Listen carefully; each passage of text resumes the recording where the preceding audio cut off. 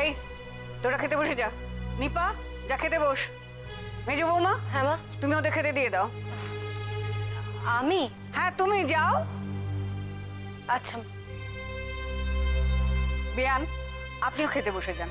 আমি আমি হ্যাঁ, বসবো হ্যাঁ, এখন? বসুন। আচ্ছা, সে আপনি যখন বলছেন তখন নয় বসছি, কিন্তু রোজ যে খেতে দেয় সে যে আজকে কোথায় গেল।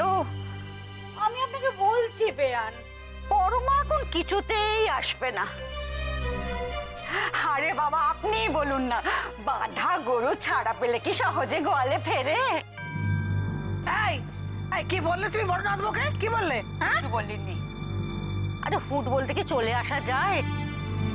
খুনো খুনি, চুরি ডাকাতি একটা বদলোকের ব্যাপার বললেই তো আর এসে পড়া যায় না। আপনি নিশ্চিন্ত থাকুন বেয়ান, আপনার বড় বৌমাকে আপনি আর ঘরের কাছে পাবেন না। এই তো দেখুন না, খেতে দেওয়ার টাইম হয়ে গেছে, তার টিকি টিকি দেখতে পাচ্ছেন। এই যে শোনো, এটা বলবার কি আছে? হ্যাঁ, এদিকে তো টট্টরে জ্ঞান গম্যি আছে, এটা জানো না? মেয়ে মানুষ খেতে বসে কথা বললে কি হয়? ওই তো এসে গেছে, এসো এসো। সবাই খেতে বসে গেছে, আমি এক্ষুনি হাত দিয়ে সবাইকে খেতে দিচ্ছি। থাক, তোমাকে কিচ্ছু করতে হবে না।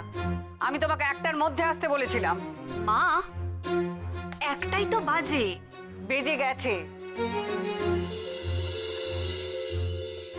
ও মা, একটা বেজে তো জাস্ট কয়েক সেকেন্ড হয়েছে। তোমরা একদম চুপ করে থাকবে।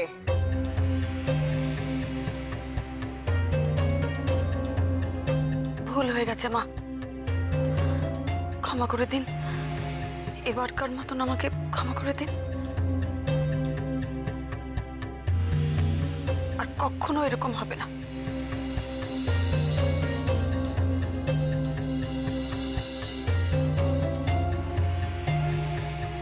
মেয়েটাকে দেখে একটু মায়াও হয় না, কি নিষ্ঠুর শাশুড়ি। আমি কথা দিচ্ছি, এ ভুল আর কোনো দিন করবো না। বেশ, তোমাকে আমি এবারের মতো মাফ করে দিলাম।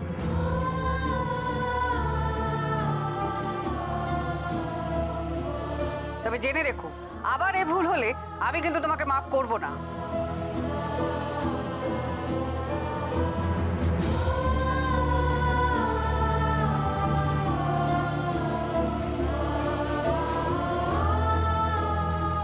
তুমি এসে গেছো দাদা ভাই?